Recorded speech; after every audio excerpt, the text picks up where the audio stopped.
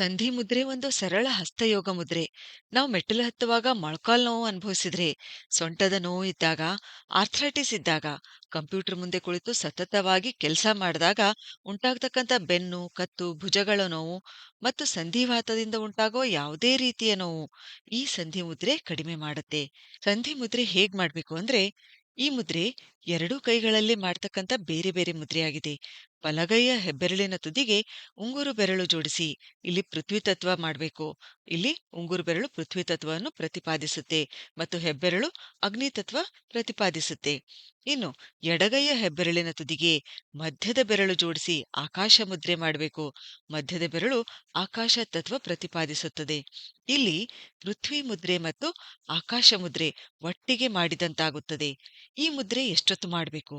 ಈ ಮುದ್ರೆ ನಾವು ಒಂದೇ ಸಲ 45 ನಿಮಿಷ ಮಾಡಬಹುದು, ಅಥವಾ 15 ನಿಮಿಷದಂತೆ ದಿನಕ್ಕೆ 3 ಸಲ ಕೂಡ ಮಾಡಬಹುದು.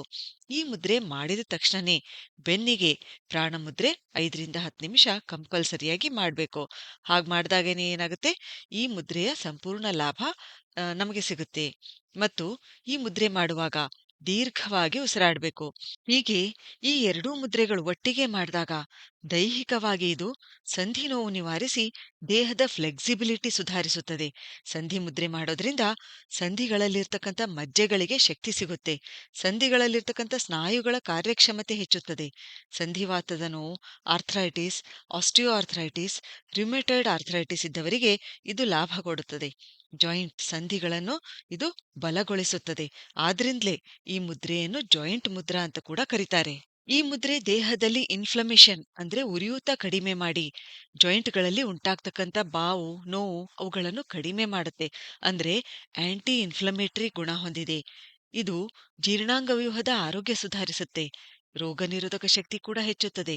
ಅಷ್ಟೇ ಅಲ್ಲ, ಋತುಸ್ರಾವದ ಸಮಯದಲ್ಲಾಗ್ತಕ್ಕಂಥ ಸ್ನಾಯು ಸೆಳೆತ ಏನಿದೆಯಲ್ಲ, ಅದು ಕೂಡ ಕಡಿಮೆ ಮಾಡುತ್ತೆ. ಇನ್ನು ಮಾನಸಿಕವಾಗಿ ನೋಡಿದ್ರೆ, ಈ ಮುದ್ರೆ ನಮ್ಮ ಮನಸ್ಸು ಮತ್ತು ದೇಹವನ್ನು ಶಾಂತಗೊಳಿಸಿ ಒತ್ತಡ ಮತ್ತು ಆತಂಕ ಕಡಿಮೆ ಮಾಡುತ್ತೆ. ನಮ್ಮ ಮೂಡ್ ಸುಧಾರಿಸುತ್ತದೆ. ಅದು ಹೇಗೆ ಅಂದ್ರೆ, ಈ ಮುದ್ರೆ ನಿರಂತರ ಪ್ರಾಕ್ಟೀಸ್ ಮಾಡೋದ್ರಿಂದ ಎಂಡಾರ್ಫಿನ್ಸ್ ಬಿಡುಗಡೆ ಆಗುತ್ತವೆ. ಇವು ಫೀಲ್ ಗುಡ್ ಹಾರ್ಮೋನ್ಗಳು. ಅಂದ್ರೆ ನಮ್ಮ ಮೂಡ್ ಚೆನ್ನಾಗಿಡುತ್ತವೆ. ಈ ಮುದ್ರೆ ನಮ್ಮ ಕಾನ್ಸಂಟ್ರೇಷನ್, ಏಕಾಗ್ರತೆ ಕೂಡ ಹೆಚ್ಚಿಸುತ್ತದೆ.